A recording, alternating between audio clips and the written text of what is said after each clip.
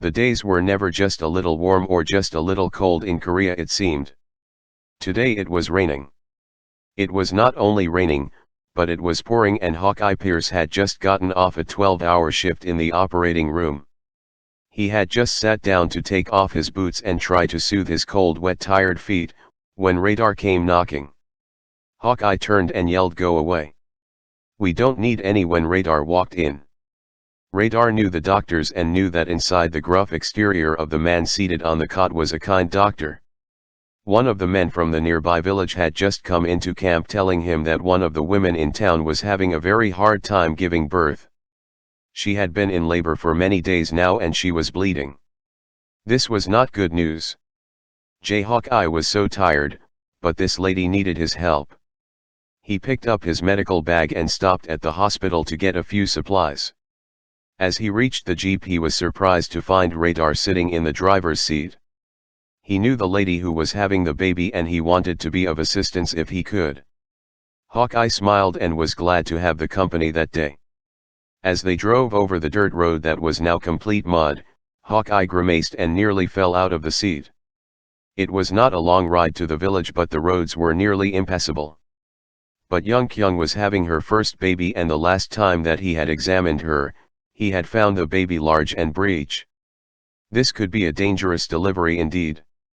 Radar thought of the young lady that had come to the office of his Colonel Blake's and how she had worked so hard. She would not accept charity and insisted on cleaning in payment for her visits to the doctor. As they rounded the hut where Kyung was giving birth, they were approached by her husband Q. He was very nervous and waved them down. When Radar and Hawkeye came into the tent, a midwife was there doing her best to control the bleeding that was coming out way too fast. It had been with great sense that Hawkeye had stopped by the medical tent. He had her blood type on file and had brought some with him.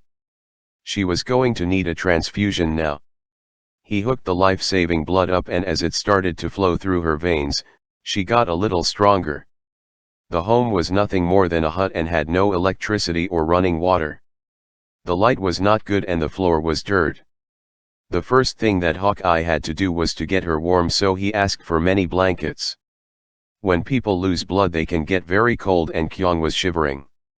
Radar managed to get everyone out of the small hut that wasn't needed, and Hawkeye accessed the patient.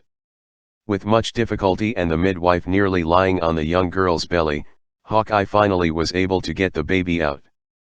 But it was for 2 minutes that he worked feverishly to bring the baby to life. But finally, with one loud wail, the baby joined the world. Everyone was happy, and as Hawkeye fixed her up, she opened her eyes to smile at him. The midwife took the baby and got her cleaned up, and finally everything seemed all right. The baby was starting to take in some breast milk and their job was done. Radar had even been there to hold the baby after the little girl was born. She weighed in at 7 pounds. That was large for a firstborn, and she had indeed been breech. If Hawkeye and Radar had not gotten there when they did, the outcome might not have been as good. The father was beaming and tried to pay them, but they refused and shook their heads. Payment was not necessary, they get paid from the army, they told him. But still the man said he would come to the MASH 4077th and do some work for the men.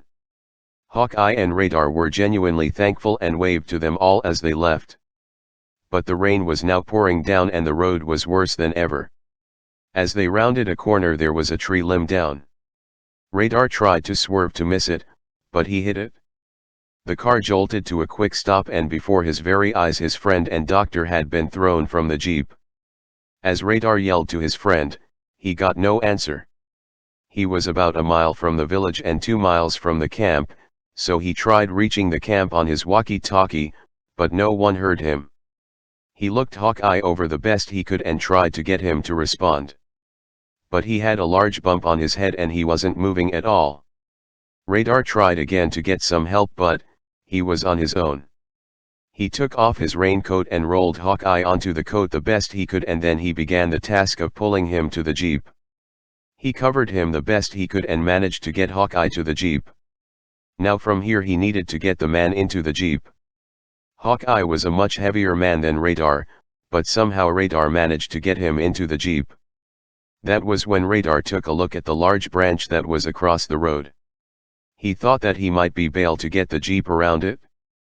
There was not much room between the bushes and the road, and it was now knee-deep in mud.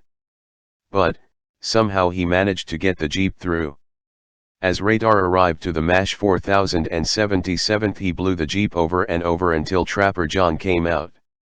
Trapper looked his friend Hawkeye over very carefully and brought him into the hospital. There he examined him carefully and did some x-rays. To his relief and all of the people at the 4077th, other than a dislocated shoulder and a minor concussion, Hawkeye was going to be all right. Trapper immediately took Hawkeye in to confirm what he had found by taking x-rays. He had been right, and he set off to set his friend's shoulder. As Trapper came out of the operating room, he smiled at Radar. "You saved Hawkeye's life today." "Thank you." Radar had been worried sick ever since he had gotten into the accident. It had seemed so long for Trapper to come and tell him what had happened. But everything was all right now. Trapper put his arm on Radar's shoulder and told him, "Hawkeye is resting. This will get him a couple of weeks of medical leave, and then he will be right back here working, saving others, once again. I am sure that he will be glad once he feels better." The next morning Radar went into the hospital to check on his friend, who was already busy flirting with one of the new nurses. He indeed was going to fine. He thanked his friend for saving his life, and then they hugged. Life was sometimes all right here at the MASH 4077th.